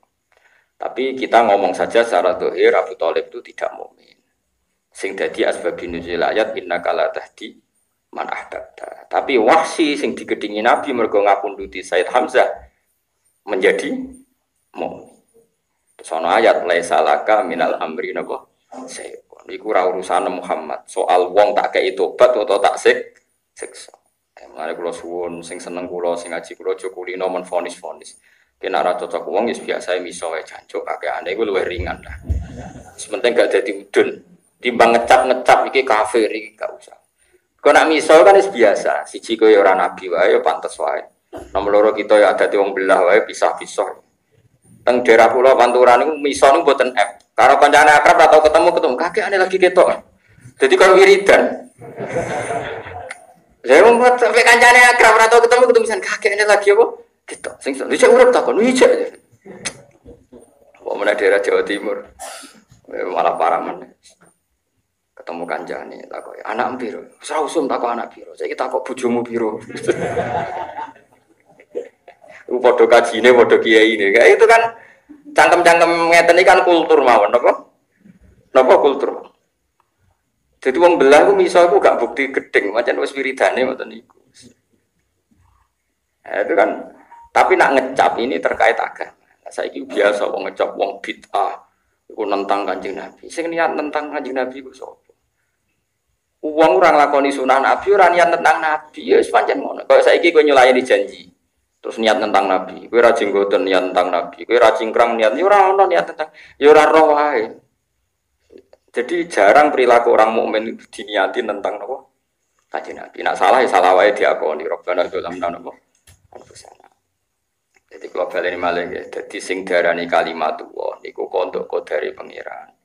Utawa ilmune pangeran sing al-muhit sing liputi kabeh mulai langit bumi digawe nganti ila yaumil kiamah nganti ila la nihayatallah iku sakwise kiamat. Misale wong ning neraka iku apa ya roh datane. Kapan niku dintas ana sing ra dintas ana sing lawase-lawas. Lha iku umpama maklumate Allah iku ditulis nganggo segara dadi pitu dadi mangsi iku manafidat kalimat. Ya, dadi aniki mulane terus wonten wiridan wa kata sing kula ulangno sampean alhamdulillahi mil almizan wa muntahal ilm wa mablaghur ridha wa sinatal aras. Terus Kanjeng Nabi ngendikan subhanallah bihamdi adada wa khalqihi. Misale Allah itu maha suci sejumlah makhluk yang dia ciptakan. Wa ridha nafsihi. Kenapa ada adada khalqi? Misalnya begini. Orang itu mesti ngeluh kena oposisi ning donya kok ana tumoh misalnya. Ana ketombe misalnya. Umpama ana ketombe kan penak. Tapi saiki Allah nggih ketombe ngrezekeni wong pira? Ana pabrik sampo, nampung karyawan pira wae. Ana artis wayu ngiklanno sampo wis dadi dhuwit. Ribuan karyawan bekerja nopo sampo. Toko-toko jual sampo. Iku mau barokah Allah gawe ketombe. Barokah kok gawe ketombe. Barokah kira usah takok pangeran nak gawe mesti akeh gunane. Ya wis mau. Terus kowe luwih seneng sumur timbang bisa ya ora iso. Sumur gon bersih. Tapi cara wong kono anggar gede sumure gede pecerene. Lah misalnya ana sumur ana peceren terus ya oleh nganggo. Tapi nek peceren wajib mbok gedhinge terus kabeh adus peceren mergo ono hikmah. Ya ora usah ngono. Tapi nek ana sumur aja kok anti peceren. Nah sisane mbok buak ning endi. Nah kira-kira perjalanan hak ambek batil di mata Allah seperti itu. Yo serasa mbok jero-jero. Nah takoki sumur piye? Suci. Peceren piye? Hukume najis. Nak ngono nak najis ora usah ono barang najis, terus ora usah peceren. Kuwi iso jawab pertanyaan. Iku latihan ilmu hakikat. Tapi ke hakikat terus ya sarap. Gendeng. Ya biasa wae tak. Peceran hukumnya piye? Najis. Nah, najis piye wajib diduwi. Masuk ape turun yang peceran. Tapi takoki peceran penting ta ora ya penting wong sumur kok ora. Peceran. Lah terus piye? Ya ora piye-piye, mulai dhisik ya mulai jerot-jerot. Seneng kok takok sing ora penting. Jadi kalau niku lah maklumate pangeran ngoten. Mulane kados madzhab ahli sunnah wal jamaah iku kabeh ning donya iku kersane Allah. Kira usah takok kena apa Allah gawe maksiat. Pangeran kok takoki. Wis kira usah takoki. Kowe cangkeman iku wis nglama. Takok tok iku wis nglama. Pangeran kok takoki. Mulane kadang pangeran ngendikan la yusalu amma yafalu wa hum yusal. Ya contoh paling gampang ngeten. Kula nyontokno berkali-kali. Ini karena urusan iman. Sampeyan harus seperti saya dalam hal iman karena ini yang ada sanadnya. Saya punya rumah. Saya punya rumah. Kemudian di rumah itu saya desain ruang tamu. Ada sofa, ada AC. Paribasane ana telek cecek cedhok tak resi karena ini ruang tamu. Semuanya steril bagus. Terus di belakang saya bikin MCK, ada macam-macam. Yo ngisingi ning kono, nguyah ning kono, nek ana klambi kotor bak yo ning kono. Ya sudah nasibnya dia yo sambat tenan, podo-podo tanah. Ya Allah nasib tanah ning arep disaponi terus nasib kok men dinggo buak-buakan taek WC macam-macam. Oke, itu yang punya saya. Terus suwe-suwe kamar tamu iku mlete. Oh, mulya aku diresiki terus. Kowe ku apa? Terus aku sing di omah ngrubah. Dhisik omahku madhep ngalor tak rubah madhep ngidul. Sing WC tak dadekno ruang tamu. Sing ruang tamu tak dadekno WC. Aku dolim ta ora nguwekku. Gak jawab aku dolim ta omahku dhewe. Mboten. Lah kira-kira seperti itu Allah ya falu. Mayasa sing soleh didadekno dolim ning akhir hayate, sing dolim didadekno soleh ning akhir hayate. Mulane berhubung kita tidak yang menciptakan, kita mau karep tok kepengin husnul khotimah, tapi ra iso nentokno. Mulane kon donga ya muqallibal qulub, sabbit qalbi ala dinik. Ra iso ngandalno soleh. Solehmu modal opo? Mulane latihan ikhlas. Mulane kula mulang ya mulang ae nek kon ngatur sampean rawani. Iso wae sampean luwih mulya timbang aku. Meskipun kemungkinane bono buras pokoke wis soe ngono. Gua ngeden-ngeden ben kula ora ujug iso wae sampean luwih afdol timbang aku. Wis ngono ben ra ujug. Sajane nek ati kula yo tenan to ora wis pokoke pokoknya gue ngilangi ujub itu fala tuzaku anfusakum wa a'lamu bimanit taqwa wong ora usah sok suci sok bersih Allah piyambak sing paling pirsa ndi sing paling takwa. Makanya kalau bolak-balik cerita ada wali itu sholat di sof awal terus. Kalau kita ditanya sof paling baik sof mana? Sof awal. Ketika si wali tadi merasa jadi wali karena selalu sholat di sof awal, lebih pangeran dijawab sing jadi wali menang ono sing sof paling nak sholat itu yang paling gurih, ini gurih pager. Terus ditanya, kenapa itu jadi wali? Ini tak kok, kok bisa jadi wali nak sholat gurih pager? Aku iku isin, susah aku akeh kok sholat kok ngarep, kaya wong bersih wae. Jadi baru kayak tawaduk itu dene. Tapi udah tiru loh. Nah, kowe tak kok cara syariat, sholat paling abdul ya paling ngarep. Tapi nak tak kok, cek pede nih kok radhi dosa, sowan kok ngarep. Karena kalau guri ku faktari suat terimamin dedek nak kalau aku perkara itu kena ngalim kesunatan sholat guri mereka imamnya mari runtusan paham gak nanti aku fiturnya hukumnya ini jadi tidak mesti. Abu Yazid Al Bustami wah terkenal sampai wong Jawa kayak jenis Bustami itu dia tuh tahajud terus sampai dia itu merasa orang paling top. Terus dia pangeran dealing hatif suara tamporo. Ini ada di kitab Al-Fawaid Al-Mukhtar karangan Habib Zain bin Smith yang disadur Habib Ali Hasan Baharun. Akhirnya Abu Yazid Al-Bustami iki kena botiro. Kalau lah gini niru niki, tapi gak janut kula. Tapi ana tabire. Ya Abu Yazid, kowe salat aku terus iku perkara wedi aku. Dadi aku iku agak apa. Saking wedimu tak siksa terus salat terus istighfar terus. Lah sing afdal kaya kula sinten yo sing turu iku. Kok saged. Dekne nganggep aku apian, mulane ditinggal turu. Lah aku yang nganggep aku iku amen nyala-nyalahno neliti. Mulane ki wedi aku terus salat terus. Nah iku gak nganggep aku iku apian, mulane terus ditinggal turu. Dadi kowe mbek iku padha. Lah aku makome sing iku sing kaya iku. Dadi kowe aja niru aku, paham iki. Kowe mau niru-nirunan, plagiat. Nah kula asli ro kitabe dadi ini. Mulane kula niku jarang tahajud, ono ilmu. Aku jarang tahajud terus ana ilmu, nek ana gableke, yen ra duwe ilmu, gablek terus ra tahajud beda. Tak baleni malah ya aku ra tahajud ono ilmu. Nah sampean gak ono gableke terus gak tahajud. Iku kriminal. Jadi orang beribadah, itu misalnya ibadah terus, kadang-kadang merasa Allah itu detail, kayak polisi, kayak KPK, kayak repot. Makanya kadang ibadah yang wajib-wajib, gue iling-ilingan, Allah itu Rahman. Tapi kayak kadang-kadang ibadah sunnah, enak menawa nambeli wajib sing babak belur. Tapi aja terus. Itu para wali-wali Allah. Nak ghalabat alaihil haibah, nak lagi eling haibah pangeran salat terus, ibadah terus. Tapi nak eling jamalullah, rafatullah, ninggal ibadah sunnah. Gue iling-ilingan Allah iku api. Lan ono wali atfal. Dadi wali ono wali autat, wali aktab, ono wali napa? Atfal. Atfal wali sing kok cah cilik. Dadi nganggep pangeran wapian koyo wong tuane. Cah cilik adolan. Gak tau mikir masa, mulai mangan. Bar klambi rusuh adus dak kok bar wis. Pokoknya mikir. Iku wali atfal. Soalnya ning donya ndek ora mikir, ngono pangeran apian tak pikir bareng. Mulai dhisik sing arep donya pangeran, sing ngurusi donya pangeran, tak tinggal turu wong ono sing ngurusi kok repot. Iku wali atfal. Tapi kowe daftar ra iso, caci lek seneng rondo. Ra iso. Kowe daftar wali atfal ra iso, caci lek seneng duwe. Jadi kena wali atfal tenan syaratnya aja seneng rondo, aja seneng duit, aja seneng pangkat. Terus manjat tok kayak pangeran. Wong cah cilik. Tapi kowe daftar wali atfal ra iso. Cah cilik jejelalatan. Ora wong ayu kan ra wah cah cilik kok wong ayu. Apa daftar wali autat patoke bumi. Iku sak kedepan ora tau eling liyane Allah. Lah barang mlebu.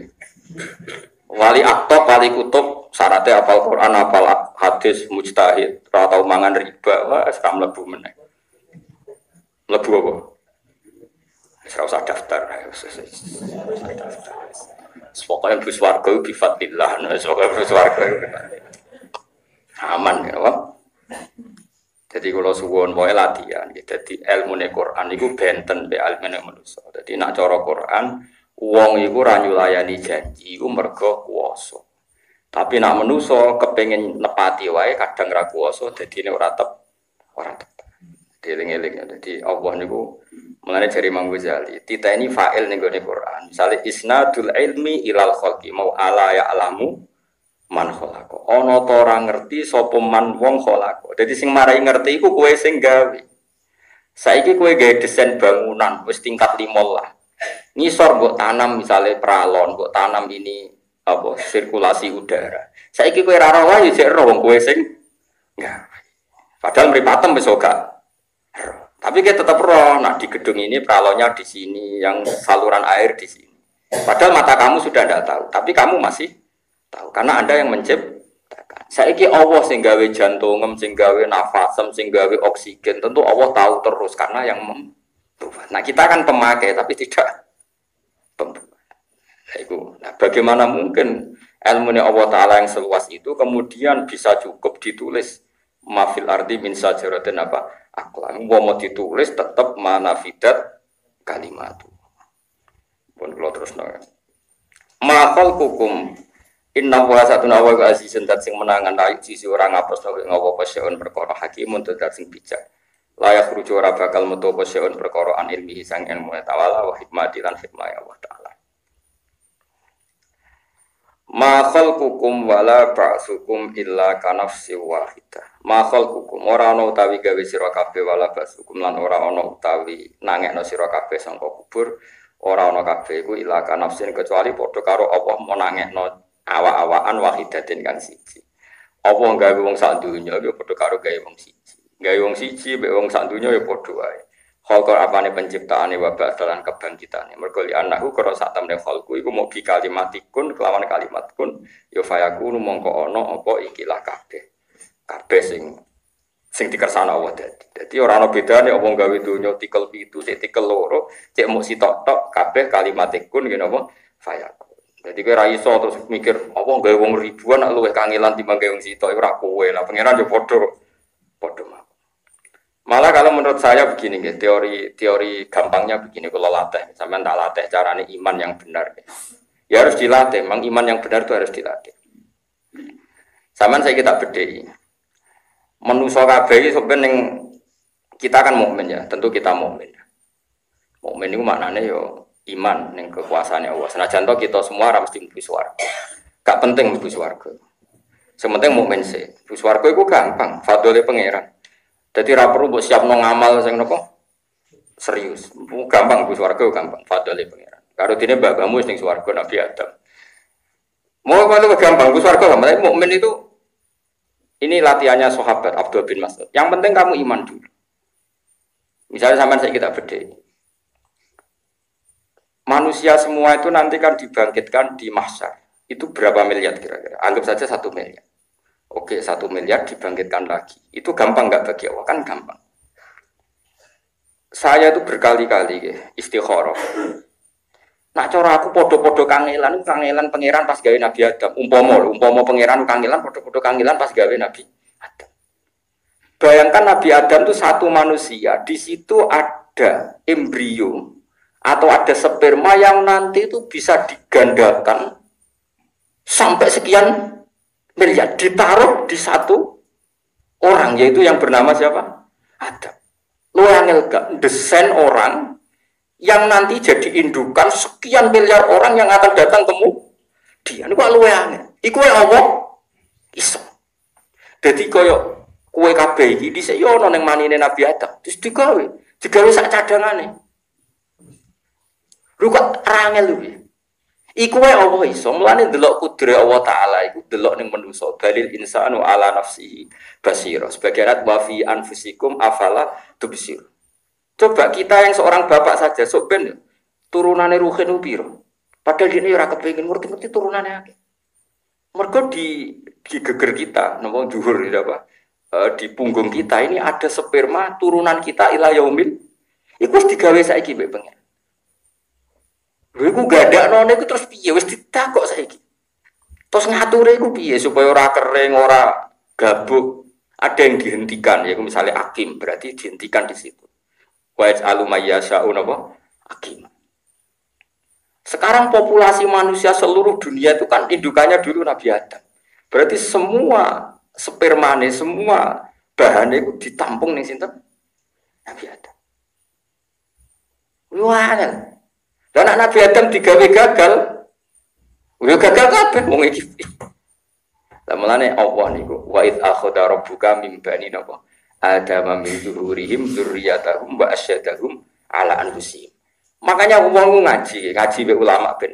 Makanya ketika sperma ini ada di Nabi Adam, Allah wis saged ngendikan. Jong-jong kowe sok ben iku dadi dzurriyyah Adam. Kowe ngakoni gak anakku pangeran alastu birab bikum terus qalu bala. Iki disebut ning alam dzar. Jadi manusia di alam dzar iku wis nyekseni nak pangeran iku Allah. Barang digawe tenan roh ramene donya kadang terus ingkar. Padahal zaman ning alam dzar niku iman. Terus kowe wong protes. Alam dzar tu khayal piye? Manusa sing saiki ana iku tentu wujude materine wis ana zaman dititipno ning gegere sinten? Nabi Adam.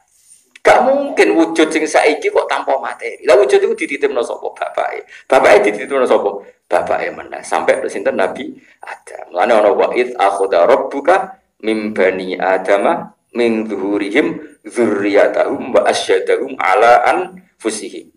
Alastu birabbikum qalu bala. Jadi makanya kesaksian kita sekarang la ilaha illallah itu sakjane kesaksian yang kita pernah katakan zaman kita di biat Allah ning alam napa dzar. Kira usah takok kok saged. Ya iso wae mulane wong tau dadi wali, tau mukasafah kok terus kowe ro. Nek ora ro ya saiki percaya sih, penting percaya sih. Ora ro kecangkeman. Ya mungkin sekali karena wujud kita yang sekarang wujud yang kesekian kali. Mergo materi kita sudah dibikin dititipno ning sinten. Nabi sinten? Apa meneh wujude Kanjeng Nabi Muhammad sallallahu alaihi wasallam karena beliau punya nur yang bahkan sebelum Nabi sinten ada. Nah, ini malah spesial itu tentu spesial sekali sehingga saking spesial nur itu Nabi Adam digawe wis tawassul be Nur Muhammad. Tapi kita yang umum-umum saja pasti wujud kita ini ada materinya dan materinya itu dititipkan Nabi Adam. Berarti di punggung Nabi Adam ada berapa miliar orang? Karena mulai Nabi Adam ila yaumil kiamat itu semua materinya dititipkan Nabi Adam. Makanya pertama Nabi Adam dibikin, itu Allah wis membeat duriyahnya. Itu disebut apa? Wa akhadha rabbuka min bani Adam apa? Min zuhurihim dzurriyyatahum wa asyhadahum ala anfusihim. Terus Allah takok, alastu birabbikum. Kamu ngaku enggak kalau saya Tuhan kamu? Qalu dalam pun Gusti kula ikrar.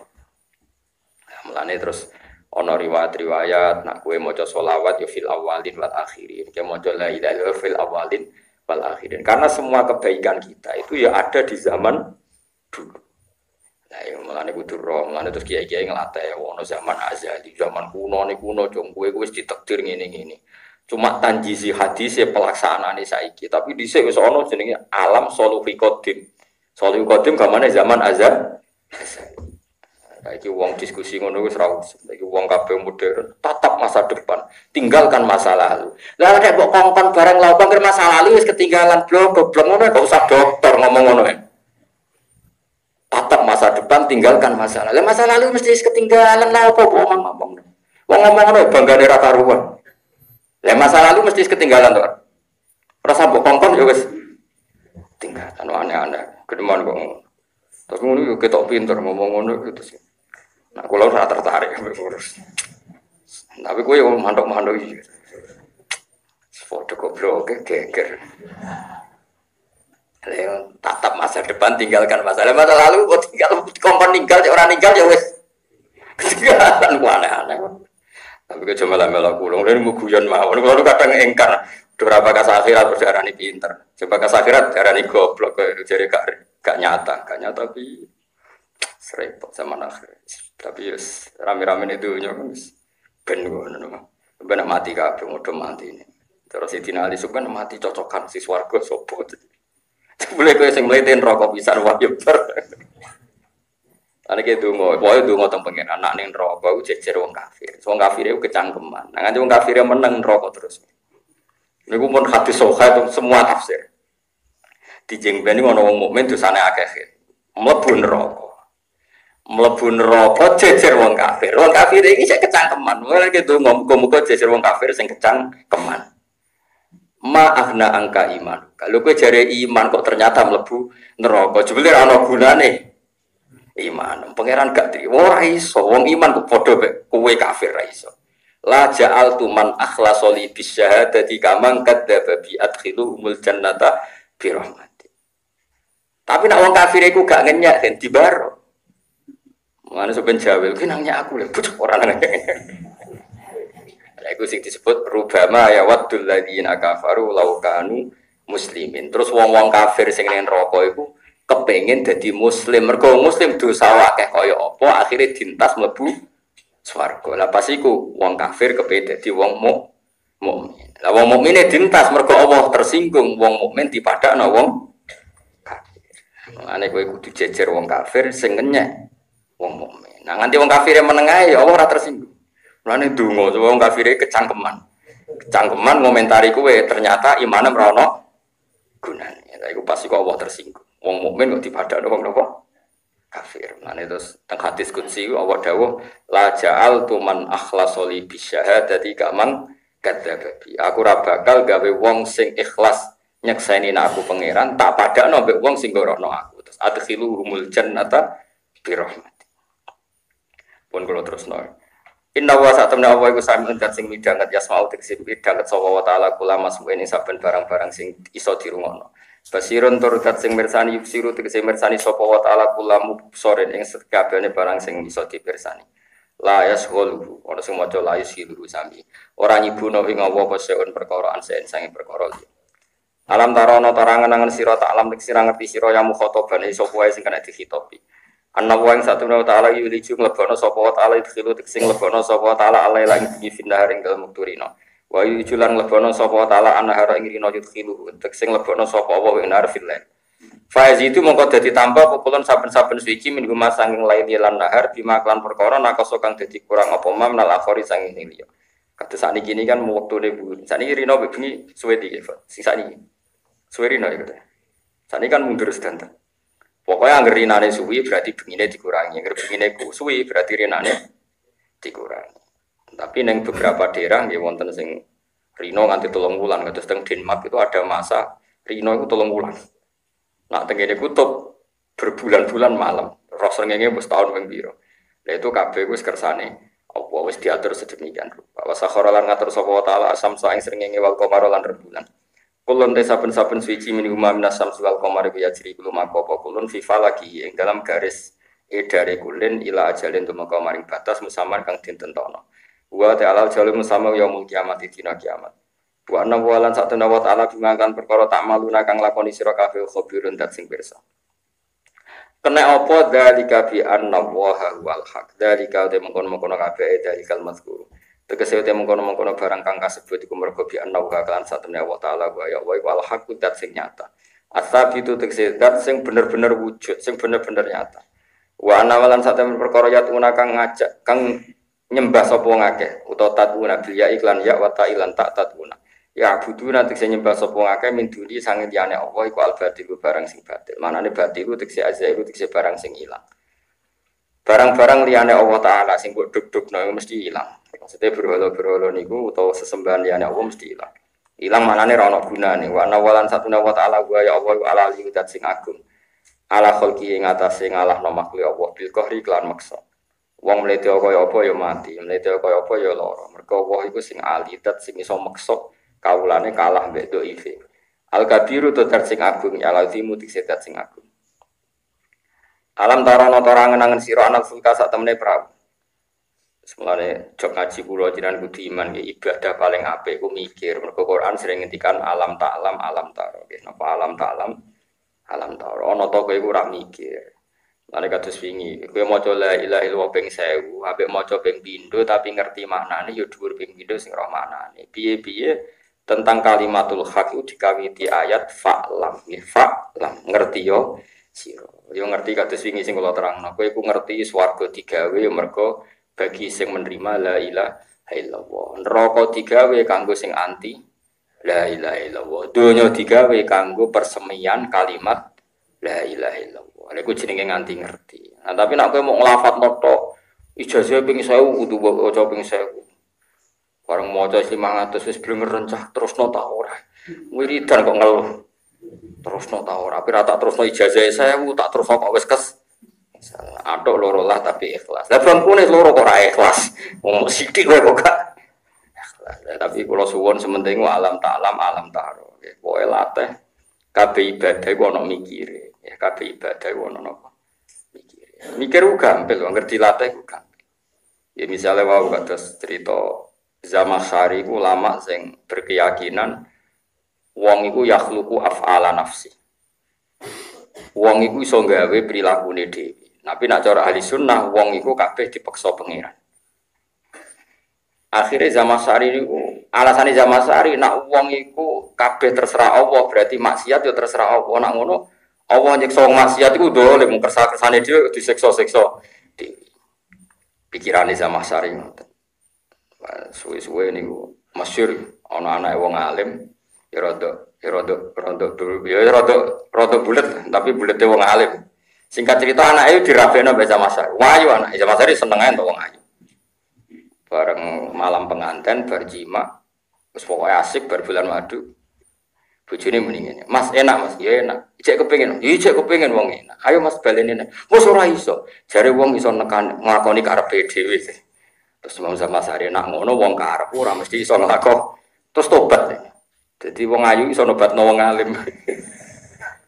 Dari ngono kok ngenteni ra kelar baleni. Paham Imam Zamakhsyari ku tobat iku perkara kelon ra iso baleni. Wong alime ngono ngarang kitab Kasyaf iku kalah ya mbek wong ayu. Mulane wis ora usah engkar wis biasa wae kalah mbek wong ayu. Wis bojone kok kalah lha iku innalillahi wa inna ilaihi raji'un. Kalah wong ayu wis kunane kula. Zamakhsyari sapa sing ra roh tafsir napa? Zamakhsyari kabeh tafsir napa kitab napa? Kasyaf karangane sinten? Imam Zamakhsyari. Tapi pincang ini. Ketukaran be ulama dipasutno pincang. Imam Zamakhsyari ku pincang, valid. Imam Zamakhsyari tahu di pikiran ini. Nabi Muhammad be Jibril dari dia Abdul Jibril. Pikirane Zamakhsyari alasane Allah muji Jibril itu innahu laqaulu rasulin karim dzi quwwatin indadil arsy makin mutain sama amin. Jadi Quran itu diwahyukan oleh Rasul innahu laqaulu rasulin karim. Keren kan rasulin karim dzi quwwatin indadil arsy makin mutain sama amin. Sama itu neng kono-kono panggonan. Jibril adalah orang yang di mana-mana ditaklui, di mana-mana ditakuti. Oh keren, sifatnya Jibril keren. Berhubung sifatnya Jibril keren, sifat itu enggak ada di Muhammad. Mulane Abdul Jibril. Musuh debat itu wali. Oh bocah kok elek. Pincang lho. Ora maksud untuk ngomong pincang ngono kan ora kritik kok gak pincang. Lah terus ya mari gak trimo lah terus cara kowe piye? Lah iya tetep Abdul Nabi Muhammad. Lah kok iso piye wong Jibril sifate kerene ngono. Lah iya kerene ngono wae trimo dadi utusan. Mau ngurusi Nabi Muhammad. Saiki utusan mbek sing diurusi ku keren di. Meneng terus sinten? Zamakhsyari. Lah iya Jibril kerene ngono iku trimo ku. Utusan ora maksud. Sing maksud itu Kanjeng Nabi. Lah iya mlane cara pikirane ahli sunnah iku. Justru Jibril disifati ngono nunjukno kerene Kanjeng Nabi wong utusane wae sing ngurusi wae panitiane lah kamane cara cangkem elek iku. Panitiane wis sekeren itu. Ane ngaji, enggak ngaji terus kowe dadi koyo Zamakhsyari. Tobaté ngenteni kelon ra iso baleni kok. Lha niku tenan kitab-kitab tobaté Zamakhsyari ku bantah-bantahan niku ora mandi. Perkara dekne berkeyakinan annal abda yakhluqu af'alan nafsi. Kalae mergo kelon enak wong ayu. Barang wis seneng Mas seneng. Kepengin wali ya kepengin. Ayo Mas jare wong iso nentokno kepinginan. Ayo baleni nek ora iso ora kuat. Jare anggere wong iso nglakoni karepe wah, semjebule digambar tobat deh. Jadi tobat no wong ayu. Ya, alam taro. Lalu siapa? Alam taro, alam talam. Wong ben mikir. Jadi wa khuliqal insanu dha'ifa. Kuwi iso iman nak sakwise napa? Sakwise napa? Mikir. Ada kata teng Quran alam taro, alam napa? Maka makanya kula suwun nggih iman pokoke sampean iman nggih kabeh ning dunya kersane Allah. Tapi Allah ngutus gedeng maksiat, ya kita gedeng maksiat. Piye Allah ngutus gedeng maksiat. Tapi kowe kudu yakin nek maksiat ya kersane Allah. Lah terus logikane piye? Lah kowe kada takok logika. Kowe ku sapa kakean takok. Ngermaya mangan-mangan nak wis. Iku tugale kula tetangga iki kisah nyata kanca kula SD. Angger kok nyapu wong tuane ra gelem. Mama kok nyapu barang kok ya rusak meneh. Iku tugale ngene. Lah nek kowe nuruti protes ngono. Lah kowe adek mangan kok ya dadi taek. Ora usah mangan ben ora usah ngising. Apa gunane mangan akhire dadi taek. Kowe kok ora takok ngono. Paham?